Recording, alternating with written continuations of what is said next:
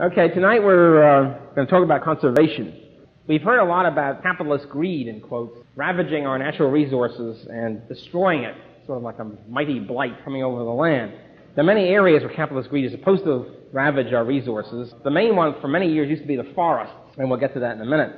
First question to ask about this point, about capitalist greed ravaging our resources, is how come it hasn't ravaged a lot of other stuff? I mean, how come it's ravaged, say, the forest and various other specific items, such as the fisheries, salmon, and the cod, and whale, etc. So how come it's ravaged these things, but it has not ravaged copper and iron and various other natural resources, which are still holding up fairly well? So the question then is, well, since capitalist greed is supposedly no more greedy in the case of the forest, say, than it is in the case of copper and iron and whatever, how come the capitalist greed has done its evil work in those areas and not in the second areas? There must be something about the areas themselves that's the problem, and not alleged capitalist greed.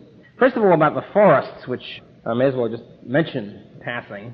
True, there's a lot less forest now than there was in 1492 when Columbus landed.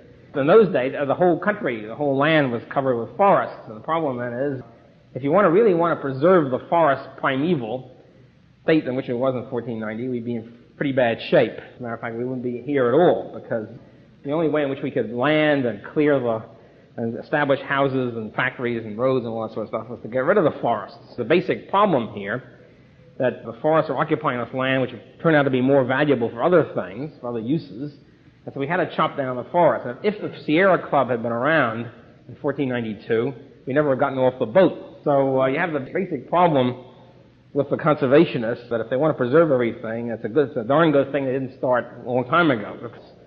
Okay, but obviously if you want to preserve the entire forest of a continent, it's either that or us. It's either the trees or mankind has to survive